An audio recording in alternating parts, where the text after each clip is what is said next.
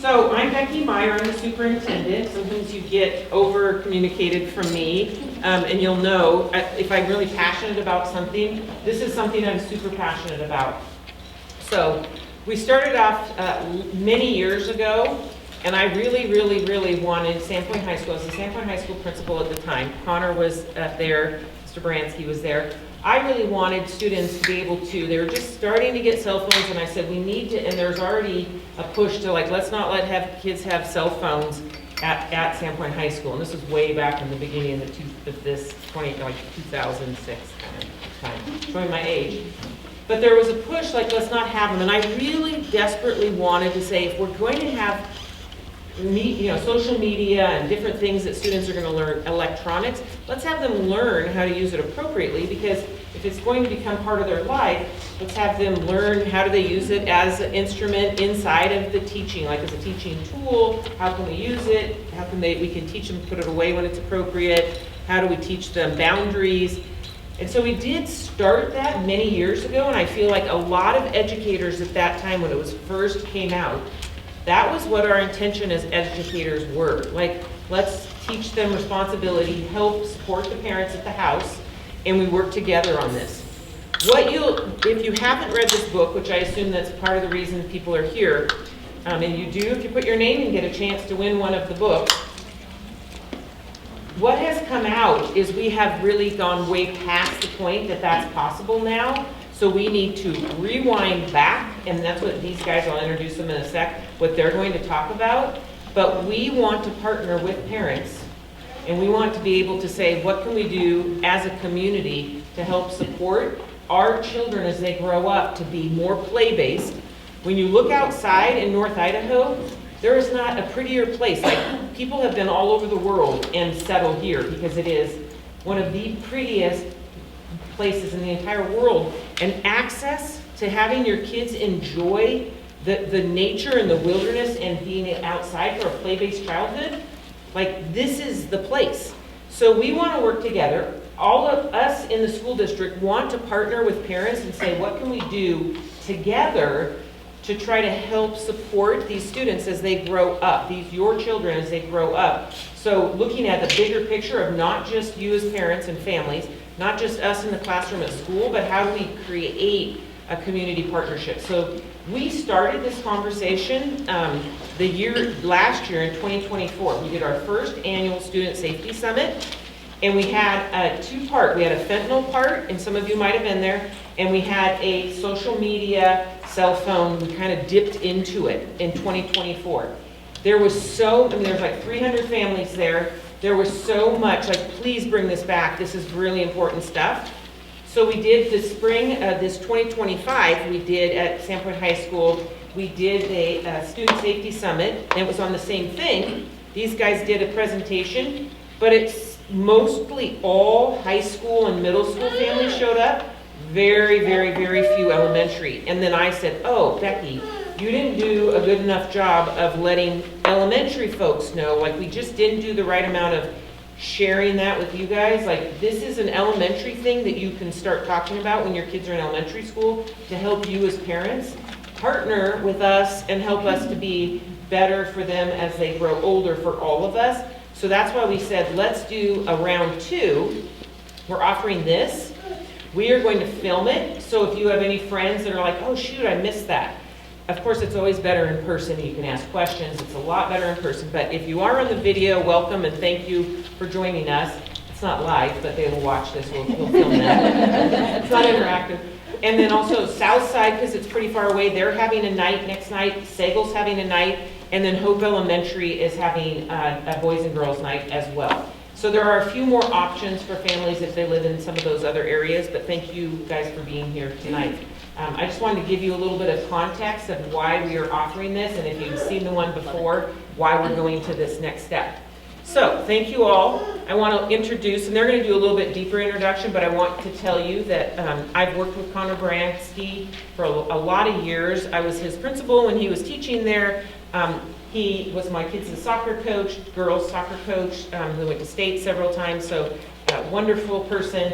He now has 2 kids who helped us do these surveys, which you're going to do in a sec. If you see if they're nicely cut out, they did that for us. So his kids did that. And so he's one person, he's going to talk. And then Becca is up at Clark Fork High School. She's an ELA teacher, and she helps. Both of them are magnificent teachers, really care about kids. And they're going to do a wonderful job.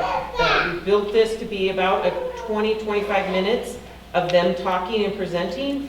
And then at the end, there's time for question and answers. So, and then feel free to get up and go to the bathrooms right down there or get more food throughout. Like, don't feel like you have to sit down. So, okay, without further ado, you guys are up. Thank you. Good evening. Thank you for attending tonight. We are going to be presenting on the anxious generation. My name is Becca Palmer. I'm an ELA teacher up at Clark Fork Junior Senior High School. I've been there about 12 years, and this is my 24th year as a teacher. I am a proud member of Generation X, born in 1977, and I had a play-based childhood in the 1980s and early 1990s. Like Dr. Meyer, I was originally pro-cell phone in the classroom back in the early 2000s because it was a way to teach kids how to appropriately use cell phones once they became adults, and I saw it as that tool until I read this book and saw some of the research behind it. I'm Connor Baranski, social studies teacher at the high school. I've been there for 13 years. I am an elder millennial, technically. My whole childhood was up on Baldy Mountain on Janice Drive in the woods there. Perfect childhood. This is my alma mater, as it was Stidwell back then. And I guess mostly through just observing the students in my classes. And I've read several of Jonathan Haidt's books. Between reading his books and seeing my students and their, I guess, distractedness with cell phones, I've been a pretty big proponent of getting cell phones out of schools for quite a while. So on your chairs, you found a quarter sheet of paper that has this survey on it. And I'm going to give you a moment to just read through those questions and answer yes or no as I also read the questions. If you need a pen, raise your hand because we have them in the back. Okay. But it's not an assignment. You're not turning it into. Yeah, we're grading you on penmanship. Okay. So first question says, is your child allowed to take age-appropriate risks without adult supervision? Does your child solve his or her own conflicts with friends without adult intervention? Does your child spend fewer than 2 hours recreationally on screens per day? Do you use parental controls to track the online content your child consumes? Does your child not have a smartphone or tablet of their own? It's a little awkward to phrase. Do you limit your own smartphone use when you are with your child? Do you have tech-free time in your home or a tech-free zone in your home? So I'll give you a moment to check mark those. We'll be touching on these as we go through our presentation and coming back to the survey at the end.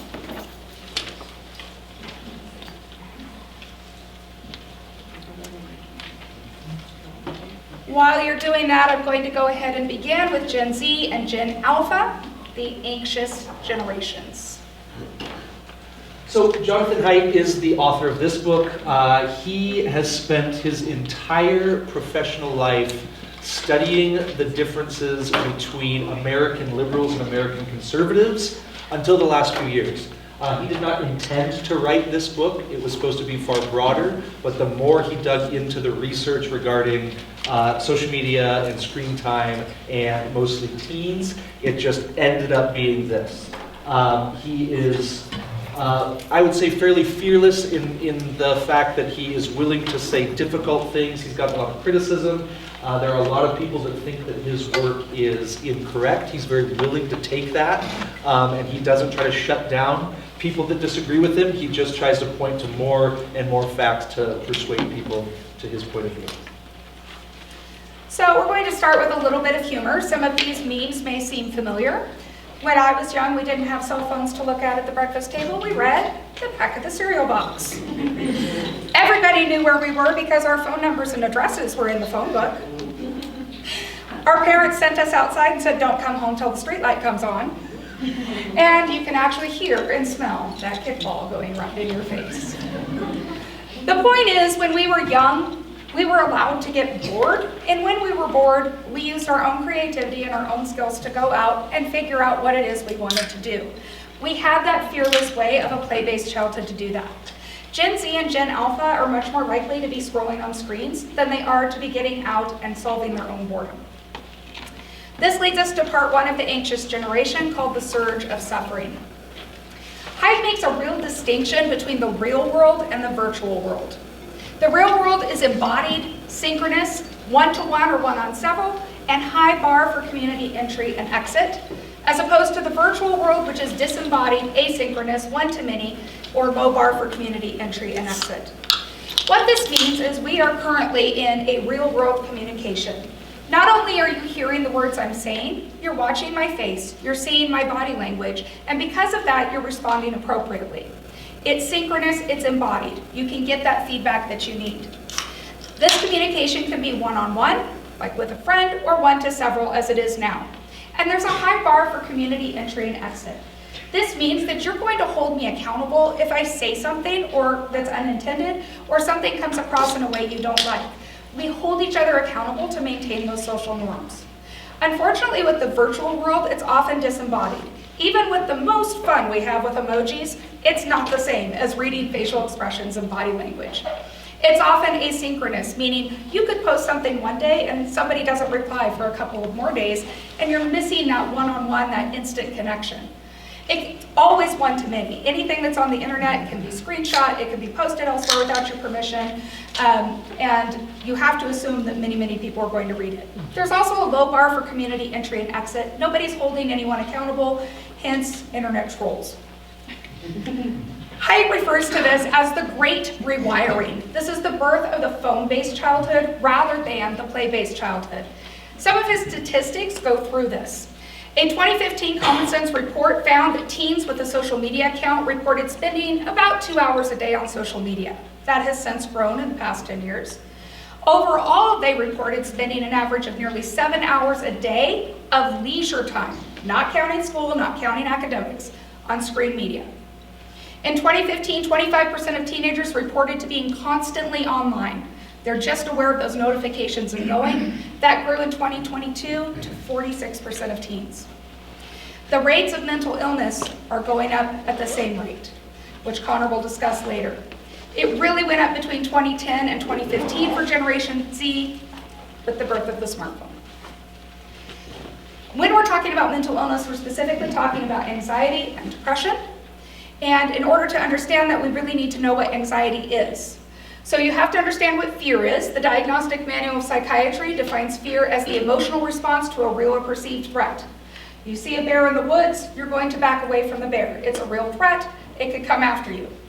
Anxiety is the anticipation of future threat. When you're constantly worried how someone's going to react to something you post, when you're constantly on alert to those notifications coming in, you are constantly overwhelmed. And when you have that with the teen brain that is still developing, with the child brain that is still developing, it's simply too much to handle. They are the first generations of Americans who are going through puberty with smartphones and the entire internet in their hands. They become more anxious, more depressed, more self-harming, and even more suicidal.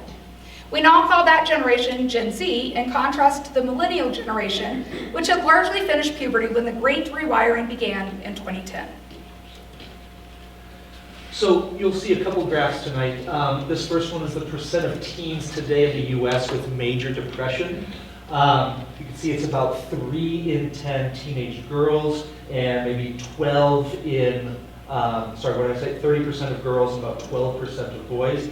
And those increases are pretty substantial, 145% for girls, 161% for boys.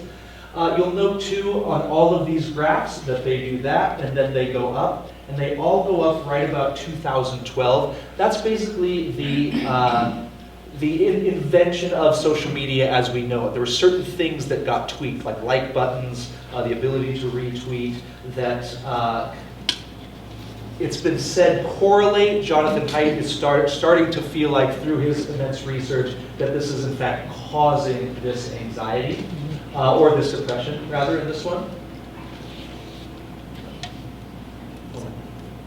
Back over. Is no one on? Oh, okay, sorry.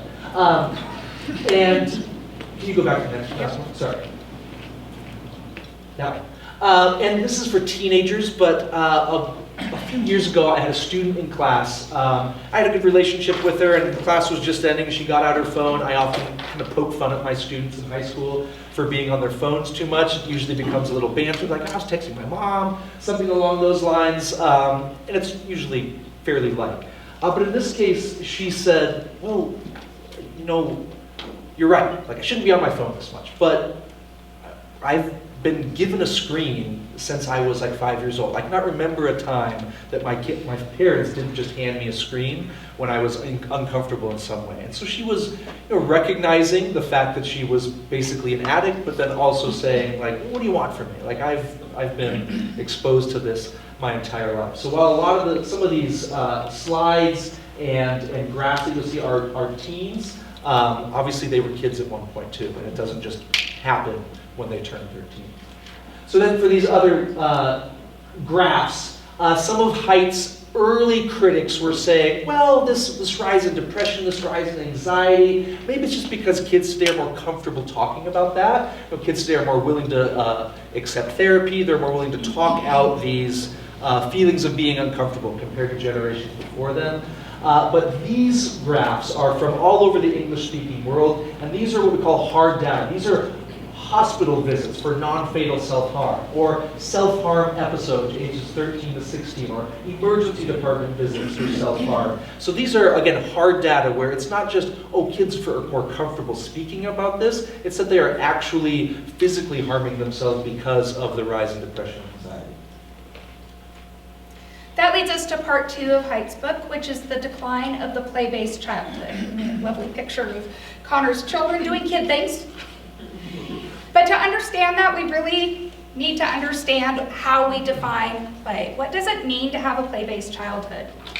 Researcher Peter Gray, a developmental psychologist at Boston College and a leading play researcher, defines free play as activity that is freely chosen and directed by participants and undertaken for its own sake. In other words, it's kids deciding what they will play, the rules for how they're going to play, and solving the conflicts within play without any adult interaction coming into that. And this is very important. This is when kids pick up what they need to know in order to be in society. I think we can all remember playing school or playing grocery store or something when we were young that allowed us to practice those social norms. Play is literally the work of childhood for all young mammals. He says all young mammals have the same job: wire up your brain by playing vigorously and often. Hundreds of studies on young mammals show they need to play and come out socially, cognitively, and emotionally impaired when they are deprived of free play. We have a little video here. So what you all just participated in is called attunement. It is joyful seeing an infant laugh and make that face, right? This child is participating in play. Attunement is focusing on how other people are reacting and having that emotional bandwidth to realize what they're interacting and respond accordingly. It builds empathy. But they also learn social things. They learn what it is to be scared of and what not to be scared of. They learn how to act appropriately in public. They learn what they're supposed to hold hands when they cross the street. They have expectant brains. They are literally wired to be able to pick up on these play-based situations and draw social interaction from that.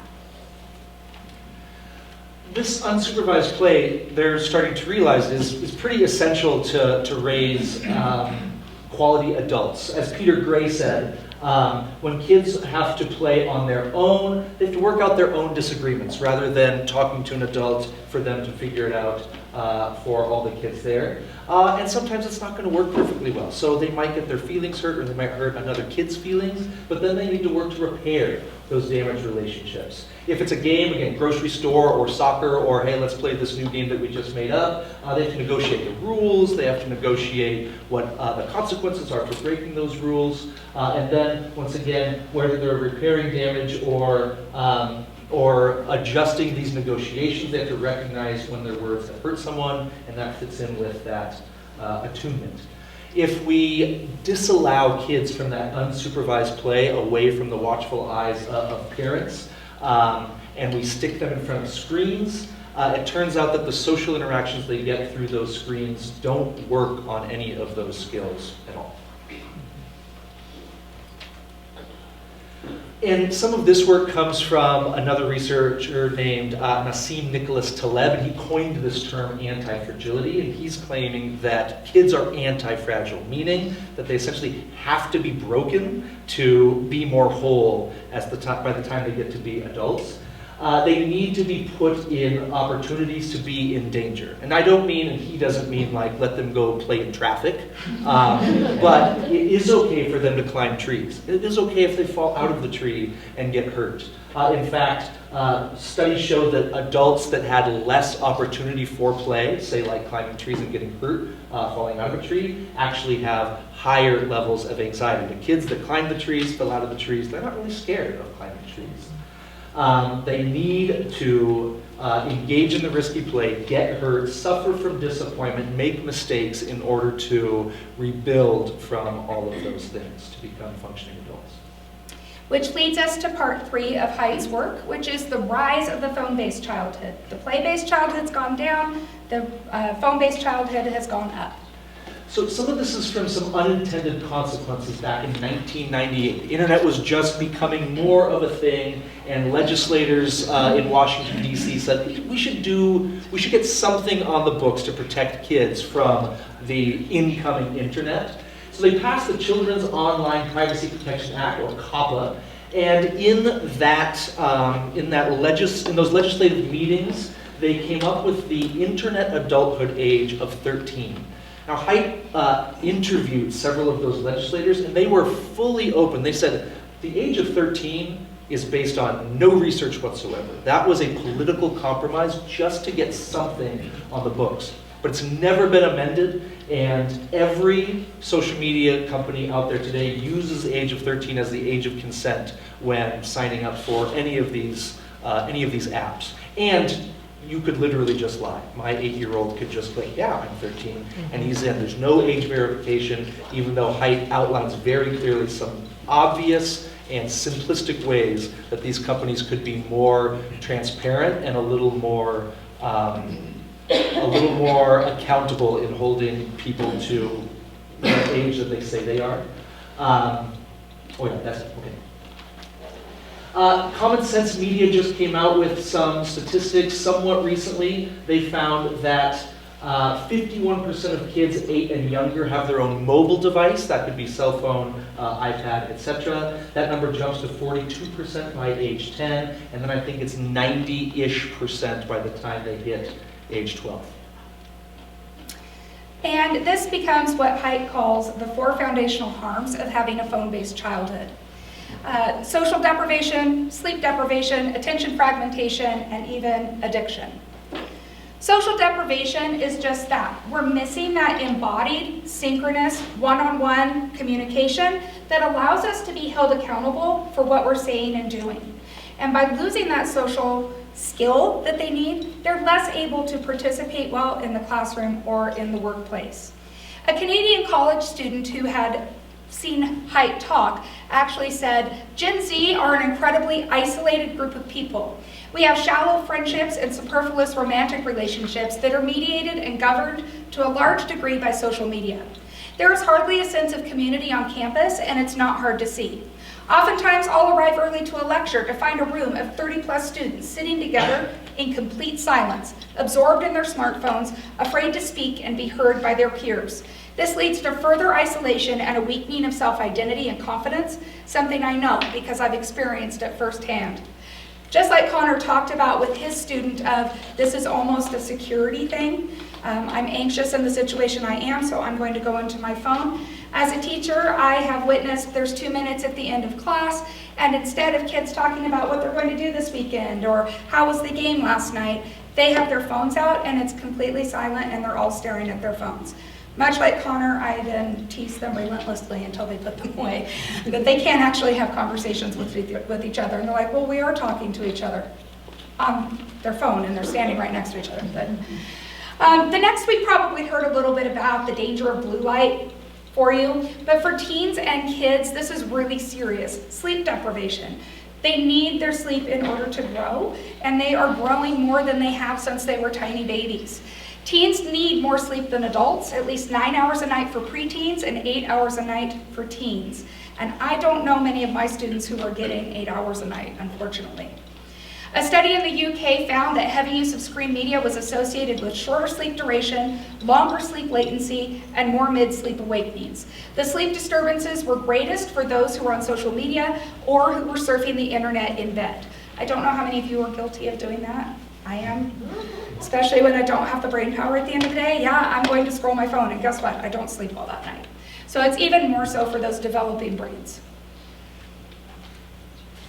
Oh, this sleep deprivation can lead to some real-world consequences. We see weight gain potential, more irritable, we can all relate to that when we're sleep deprived, slower reaction time, and so if we think of teens driving, that could be particularly dangerous, or teens playing sports, it just doesn't lead to quite as effective performance. Memory loss, obviously that's going to have negative impacts to grades, inability to concentrate, same thing, and can lead to immune suppression. And as you can see here with the graph again, we're getting right into that same time period. As Haidt would very rightly point out, teens getting less sleep was starting way before social media as it exists today, but that has only made it jump even further. The next foundational harm is attention fragmentation. As adults, we have the executive functioning skills to be able to sit down and complete a task, even if there's something else we want to do. It's a beautiful day outside. I want to go outside, but I know I need to finish whatever it is that I need to do before I can do that. We're able to make those decisions and take our phones and set them aside, or turn the notifications off, or put it in another room, or whatever it is we need to do. Teens don't have that, kids don't have that. Their prefrontal cortex is not fully developed, and they can't say no to that. They're going to be distracted more easily. This was the study that really convinced me that they shouldn't be in the classroom anymore. We can resist when attractive off-ramps beckon. They can't. They do not have the ability functionally yet to be able to do that. When they have a never-ending stream of interruptions from their smartphones, that constant fragmentation of attention takes a toll on their ability to think, and it can lead to real-world permanent marks in their rapidly reconfiguring brains. Kids who can't pay attention are going to lead to adults who can't pay attention, which is going to become a problem in the workplace. Some statistics that Jonathan Haidt outlines are pretty staggering, at least in my opinion. An average teenager is getting 192 notifications per day. That is about 11 per waking hour and 1 per 5 minutes, and that is only apps about communication. That's not games, and I promise you that my teenagers in my classes are getting a lot of notifications for games as well. And the heaviest social media users are getting 1 notification per minute. Again, if we combine that with some of the other things we've talked about, the sleep deprivation, the anxiety about how you're going to respond to those things, I cannot imagine trying to, well, expecting myself to operate mentally to my full potential. And a few weeks ago, I took 20 high school students to New York City for a Model United Nations conference. And they had just gotten out of one of their 3-hour sessions they're pretty rigorously working in. And one of my students came and was talking to her friend. She wasn't even talking to me. And she said, wow, I had my phone off for 3 hours. And I have 93 notifications from my boyfriend. Oh my goodness. One person. Which leads to thinking about addiction.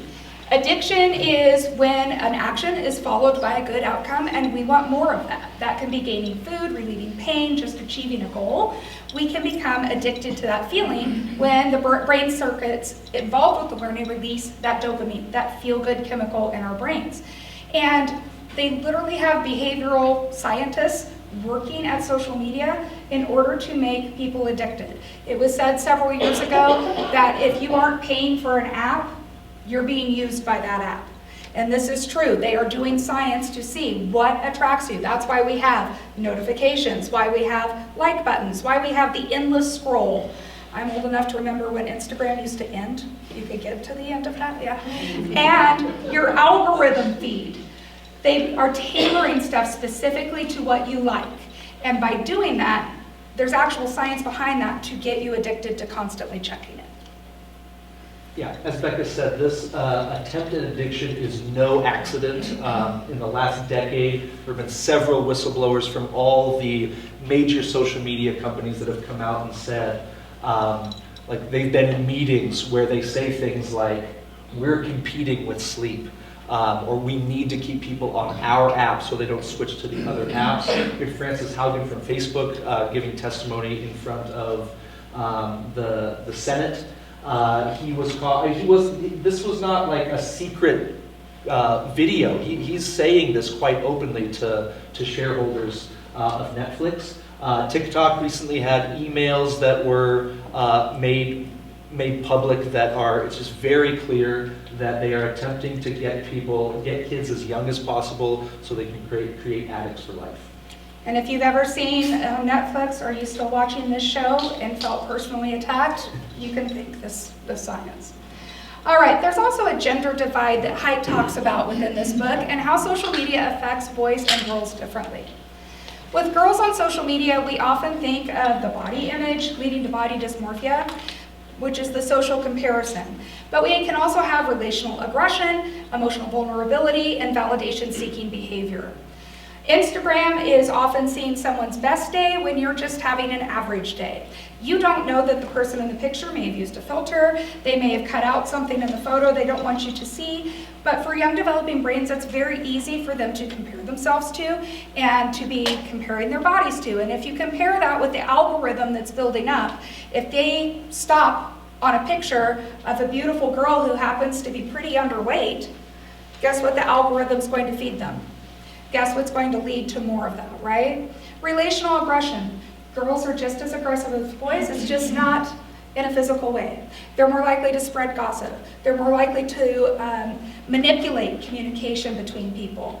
When I was a teenager, I was able, if I was having a disagreement with my friends or something wasn't going on, I was being bullied for whatever reason, I could go home and escape that. They can't, they're always in their pocket now. And it's with them 24/7. This leads to emotional vulnerability and a lowered self-esteem and the inability to be able to recover from that because they're constantly in that state and seeking that validation, seeking behavior of wanting to be liked, wanting to be seen as someone who can get the likes online and get that validation. Boys, especially elementary boys, are probably more likely to lean towards video games if we're talking about online behavior. There are less injuries to young boys nowadays, but that is almost assuredly because some of that innate desire for risky play that boys have is being moved online. So instead of playing, climbing trees, tackling each other, etc., they can play a game where they're doing that virtually instead. When I was a teenager, if we were going to game, it wasn't really my thing, but it was some of my friends' things, you were still probably hanging out with friends. You were going to a friend's house at a LAN party and all playing Halo or something along those lines. That sort of gaming is not as common anymore because you can get your interaction through headphones and a speaker and talking to people on the internet. And therefore, they are more likely to be strangers and or friends that you've made while playing online. And then gaming companies have tended to shift their business model in the last few years in the sense that they're making them free so they can be on your phone on an app and you can take that video game anywhere that you go. This is the largest concern for screens and boys is that gaming can become addictive. Haidt split them into 4. I'm going to focus on the addicted category. Young boys that are addicted show all the signs of drug addicts. If you try to take it away, they have physical negative reactions to that. They may lie about their gaming, they may make excuses for their gaming, and then I have absolutely seen this with my students, that their amount of gaming has had negative effects on their real world lives.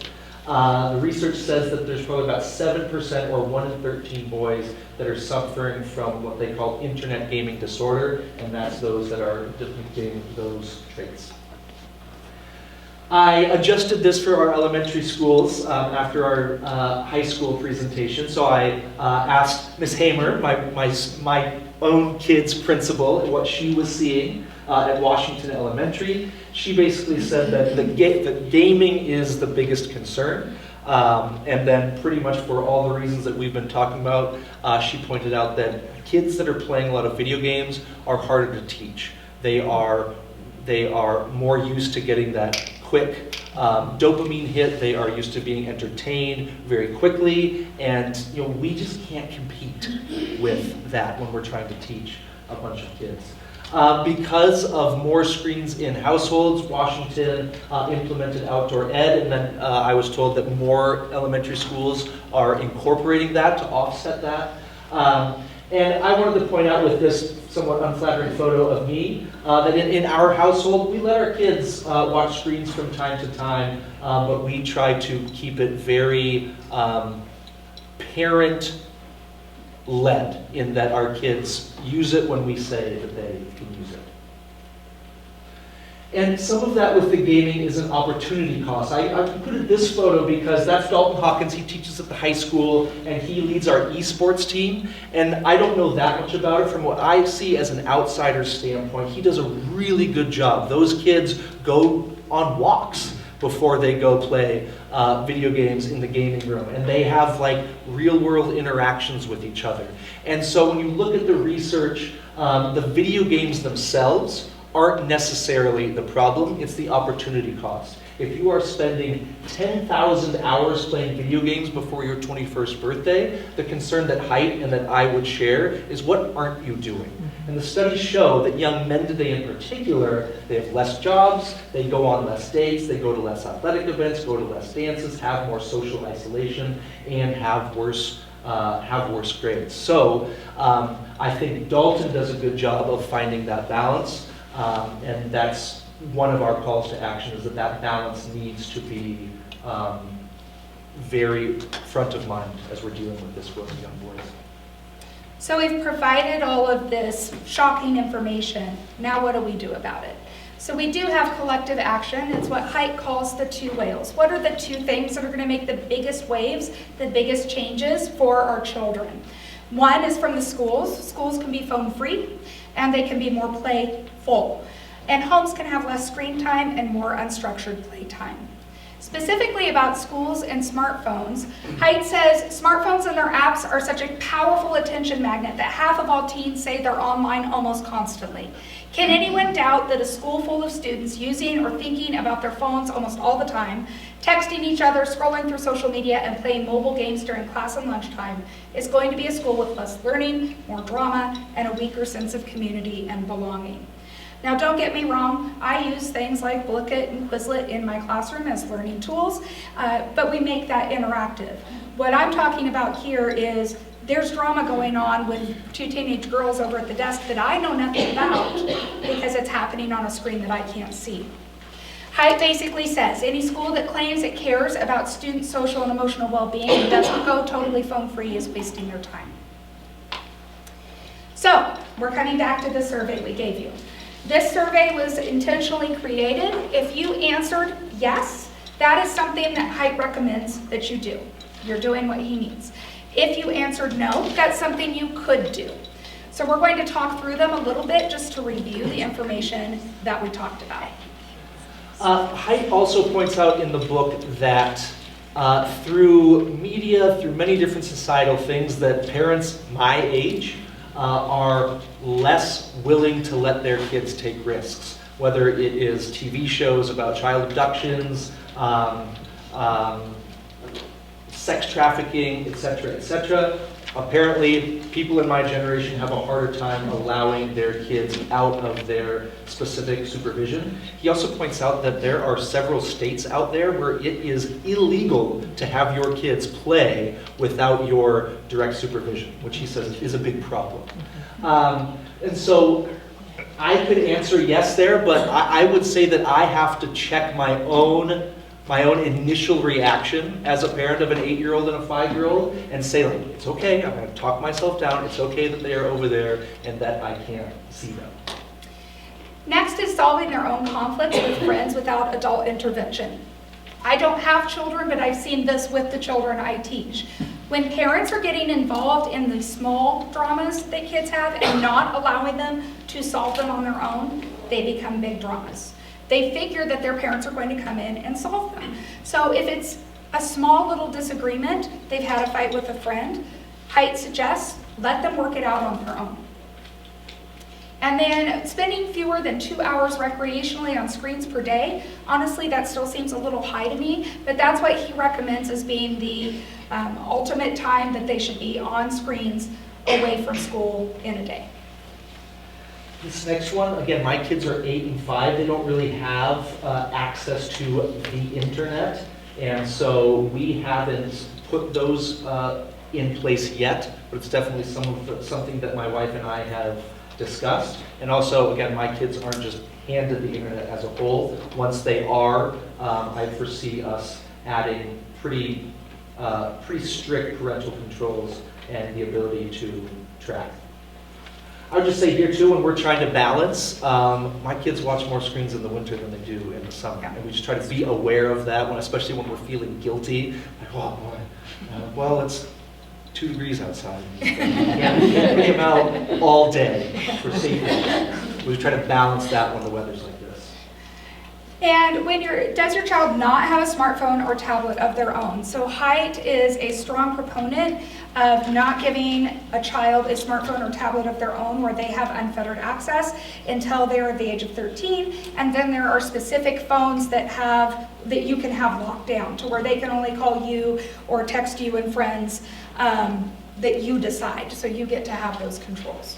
This is a big one too that we run into both at the high school, and I gather that Dr. Myers run into from elementary schools too. When we talk about going phone free, parents want to have that immediate access to their kids.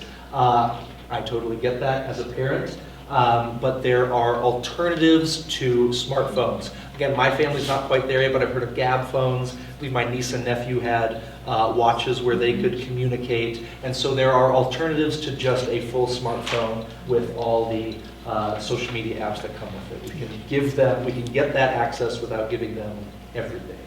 To add to that a little bit of a personal story, this is the one I share with kids when they're like, well, my mom needs to be able to get a hold of me. I understand that, but we as a school staff want to be able to support your child if something awful has happened, and we would like to be able to support your child in that rather than them getting the news in the classroom. My mom died when I was 10, and I was in music class in 5th grade, and my 5th grade teacher came up to get me, and I walked out and knew what was happening, and I had 4 adults around me to take care of me. We want to be able to do that for your kids without them finding out the bad news there. So calling the office if something truly bad is happening is the best way to go, where we can get a counselor down there. The next one is, do you limit your own smartphone use when you're with your child?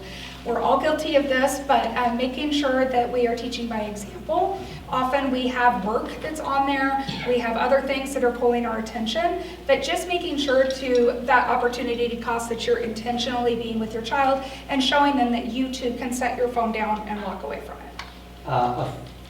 Years ago, months ago, I don't know, my wife said that she saw something online that said that whoever was the social media personality played a game with themselves, like could they not let their kids see them on their phone? And I've really started to try to do that.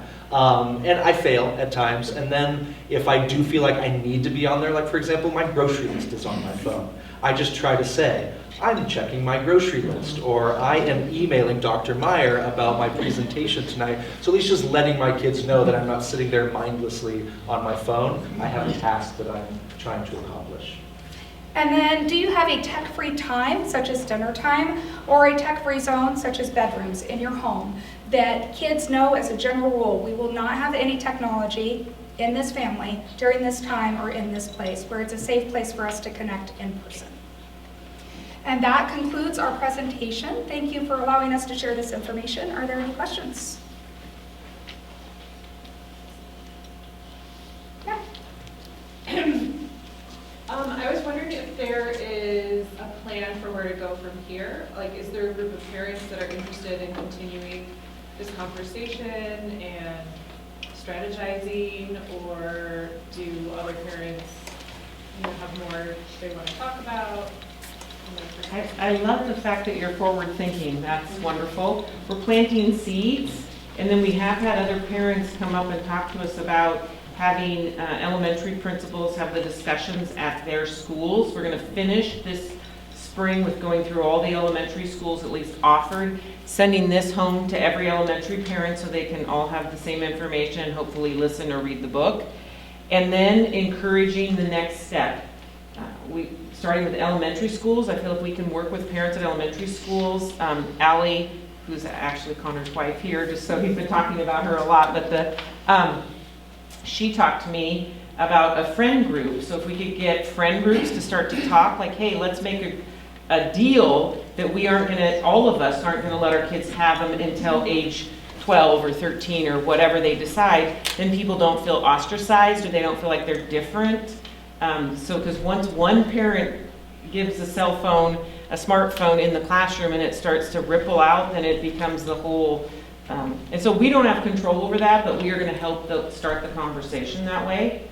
The other thing that we are doing at the high school level, you probably heard this year that at Sandpoint High School, Clark Fork High School, not so much as LPO, we're still working with Lake Pond High School, but they have now restricted cell phones so that it's not in the classroom. It used to be, like I told you at the beginning, it was, we were using it for a teaching tool and we were letting people, well, it wasn't a teaching tool anymore, it was becoming this constant interruption.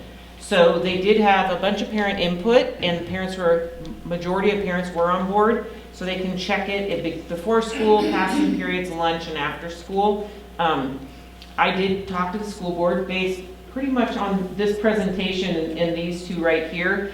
Connor got my mind really going last summer and I did a lot of reading and studying about this. The board, I did meet with students from all three high schools. None of them wanted to restrict completely, which you heard them say. Height said that if you don't restrict them completely at school, then you're wasting your time. You heard that quote? So I do take it seriously, but I also really have to honor the fact of parents that, with the amount of violence throughout the country, that parents want to be able to get a hold of their kids in case of emergency. I also run the district safety task force, so I have that in my mind as well from talking to parents. So I'm trying to find that sweet spot. Right now the board is comfortable where we're at, which is between the passing periods, and it has helped. I think the teachers at the schools would say it's helped a lot.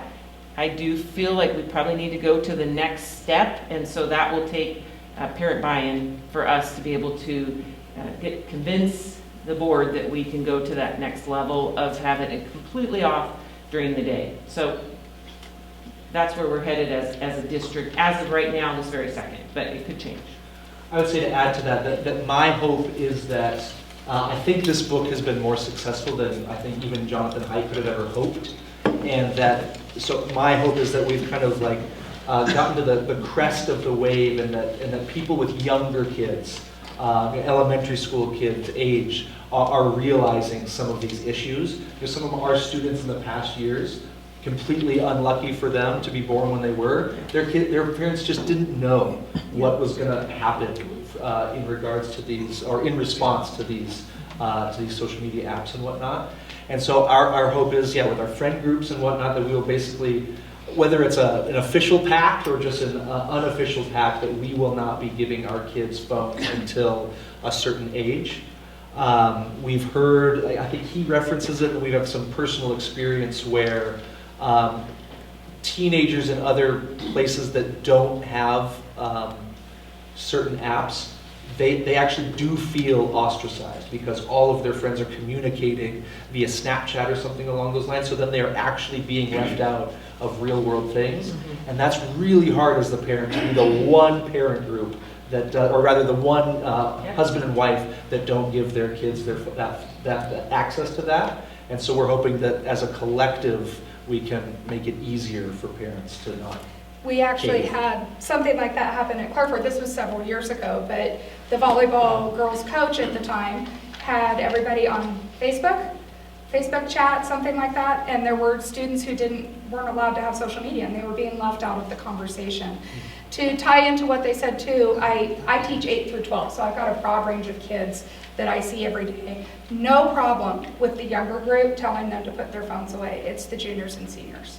And it's simply because of when they were born, they have more of a need for it. And we have had students tell us behind the scenes, not in front of their peers, thank you for doing this. Like I do believe the students, once it's taken away and they're not getting zap, zap, zap, zap, and the fact that they can focus and interact, there have been a number of students that have said to teachers, to administrators, to me personally saying, thank you for putting this in place. Like we would have never done it ourselves, didn't thinking they would like it, but I do believe kids want boundaries and they want their parents to set limits and set boundaries and set the expectations.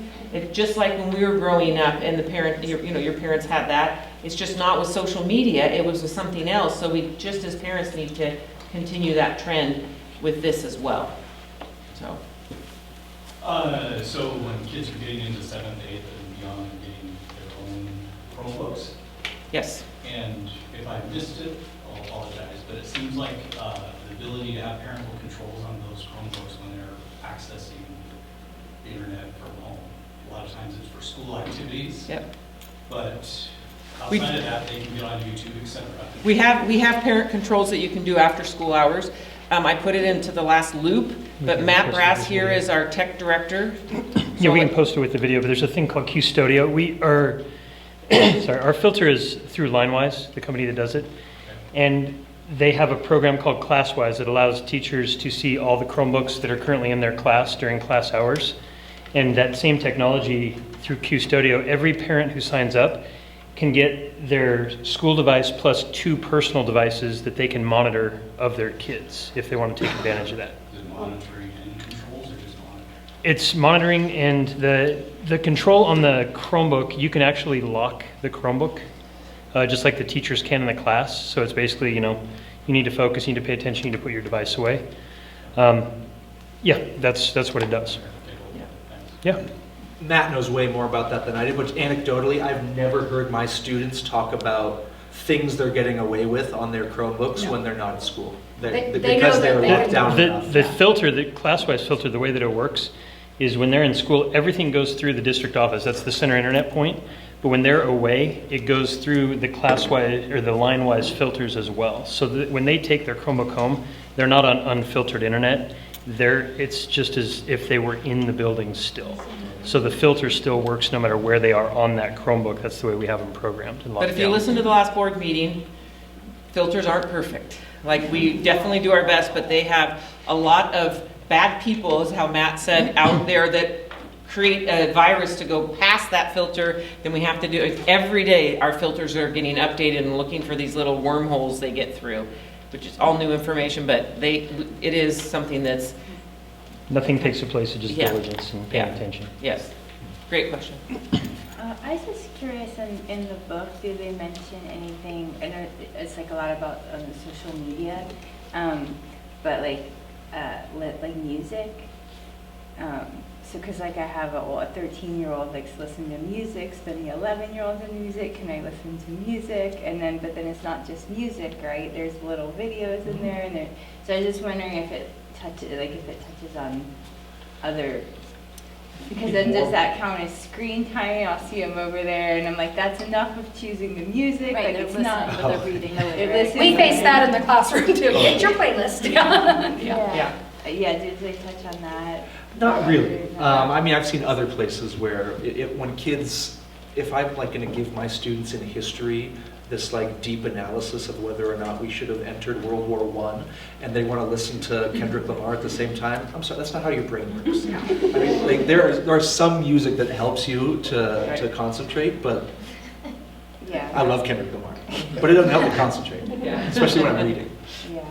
It's like a slippery slope, you know? Right. For sure. And then another one that likes audiobooks, and that's great. Like, you love the audiobooks, but you have to go on there to choose the audiobook. And yeah. We do have Sora through Clever on the Chromebooks, which is the app where they can log in. And if they have a public library card, they can log in and get all of the appropriate, it's completely filtered for age group. They can get all the audiobooks on there, and it's through their Chromebook. So if they've got Bluetooth, they can listen to their audiobooks through their Chromebook without having access to other stuff. If somebody, Are there any school districts that have implemented his thoughts, ideas? I mean, There's Idaho whole or states. Statewide? Or? there's whole states that have done it now, the whole state that have done this, so. But it's very recently, right? This Yes, year, I just think. this year, How- yeah. I mean, how were they? And the governor did pass where we have to have we'd already done it because we'd read this book and we were kind of ahead of the curve. Not kind of, we were ahead of the curve, which I feel like our district usually is, not trying to brag, but I just feel like we are. And we had already done a policy based on the reading this book and having that first information from talking to all of the counselors and the admin. And so we aren't at the point to do the no phones. Like I said earlier, it would need to come. What I'm hoping is that the parents are talking to each other at each of our 11 schools, and the parents get together and parents start requesting to me and to board members, hey, it'd be great, I know you've done some restrictions and it's getting better, but we would really like it for you to be completely phone free from start of school to end of school. And I think I would need to have some parent push to help me with that, because that was my recommendation, but after meeting with the students did have a voice, and I did share that information with the board, and so they went with that recommendation. Yeah, I think it's a big culture shift, right? Like Mhm. our students' parents will say, like, what if they need communication from their boss? What if I need to communicate about a shift in sports? And that makes sense. Like, those are real world things. Yeah. We try to remind them, like, this all existed before. Like, there are ways to communicate with your child. It just takes 5 minutes rather than 1 second. You can still call the office and I get Or even 50 if we notes a just day. did the lunch, and they can check all that stuff at lunchtime even. But, one thing Connor shared last time is, last year when you would look at students at Sandpoint High School, not as much Clarkport because there's not as many students, but at Sandpoint High School, I went in and Connor shared the same thing, like one of the things that push you over the edge of being in support of this is you'd see at lunch and people would be going like this, like not watching where they're walking, not talking to people. They were on their phones like constantly. I went over to Sandpoint High School several times this year, and I've watched at passing periods, and at one passing period I only saw 10 kids. Like, kids were starting to talk to each other at lunch.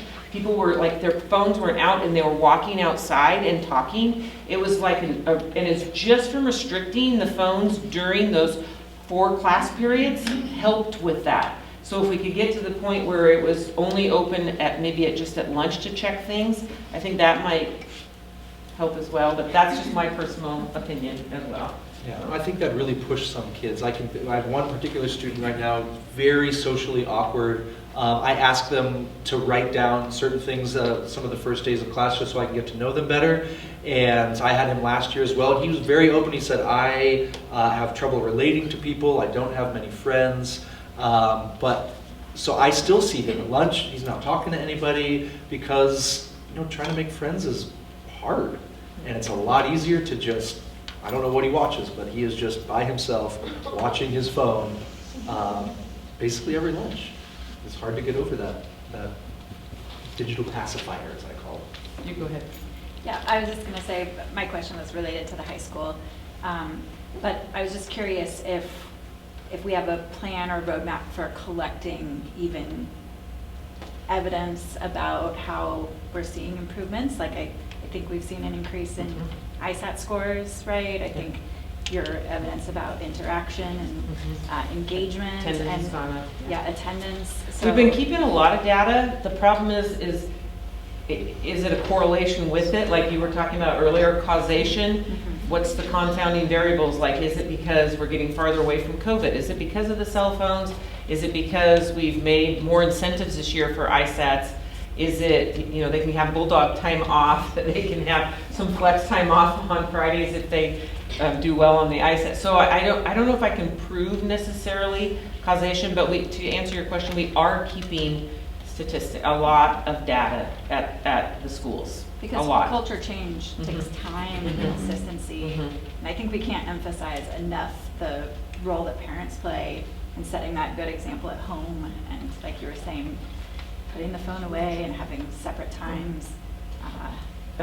If, just putting one idea out there, if you are a middle school parent or an elementary parent, and you start to talk to your friend groups or your classroom teacher or your principal, maybe an idea of rolling up so that as we move this group that where your parents are more aware, students, as you heard, the younger students are more able to put it away. And if we could roll it up as a community and have a plan to do that, like in the next 3 to 5 years, then the juniors and seniors graduate, we don't have, I don't know, that's just a thought that I had, but I just want to throw it out there to parents. So maybe you talk to your other parent groups in your schools. That could be, I think, a model that might work for our community.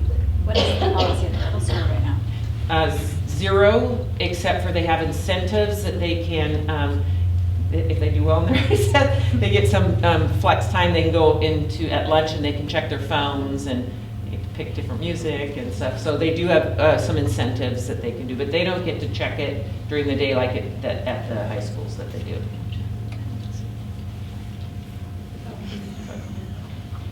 Go ahead.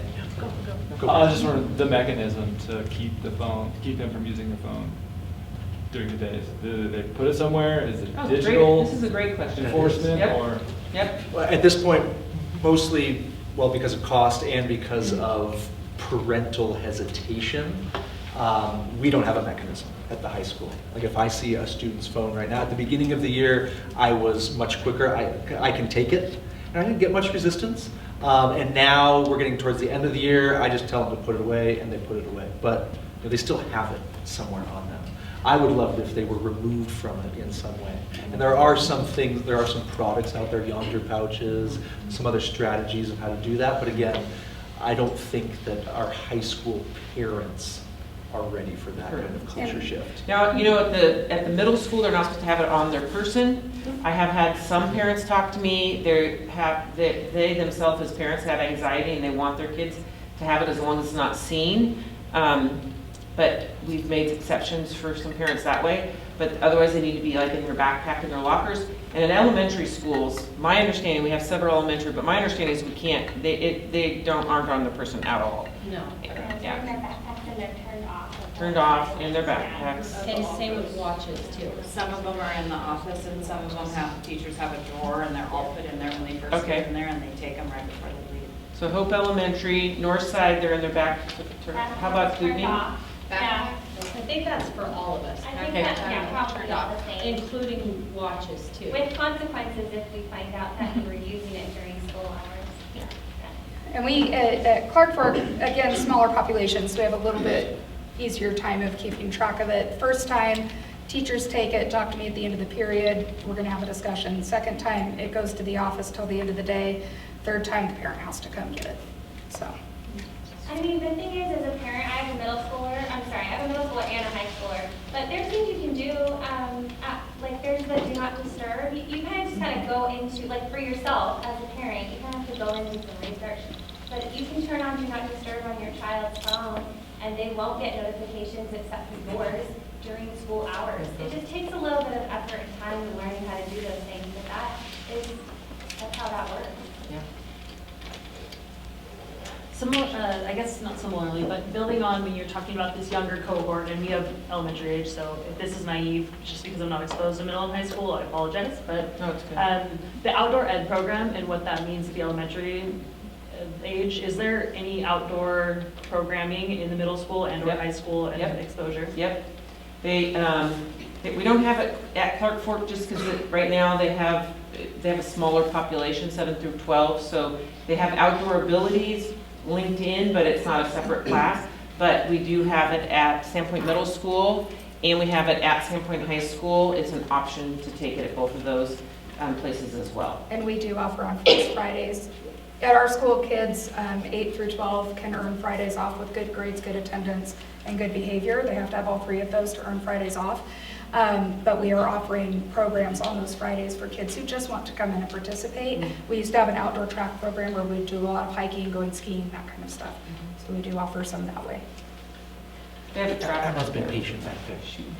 Hey, I admit I don't have a ton of background to the other side of this argument, but I'm trying to figure out like what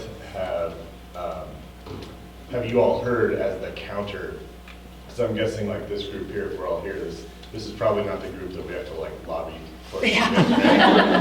But I don't want to be dismissive about those that you know feel pretty strongly the other way. Is it the school violence, or is it just the convenience of having communication, you know, at your fingertips, or what have you heard to counter this?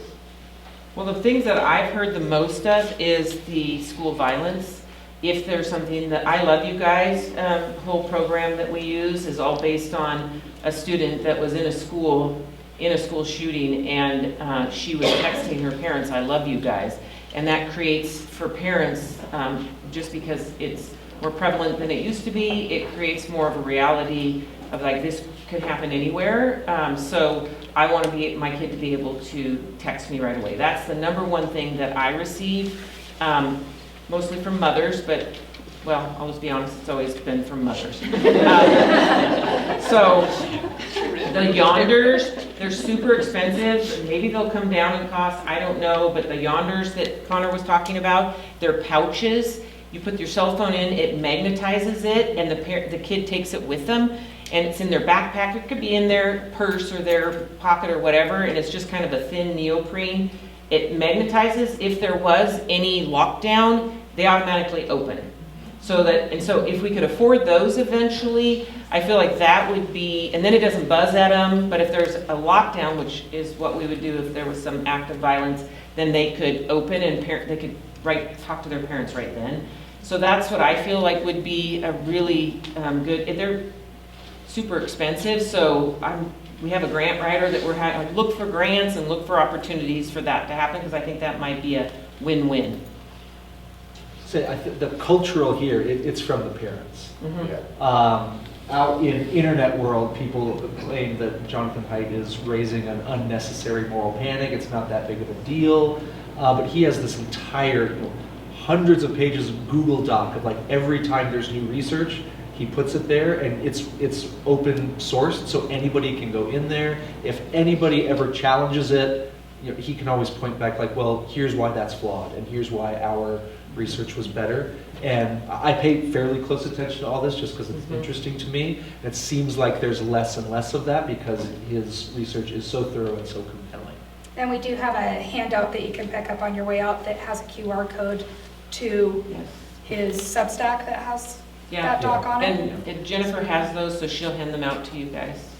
Les? So I'll make them short. I grew up in like the play outside and then like, oh, like computer time. Like, whoa, this is crazy.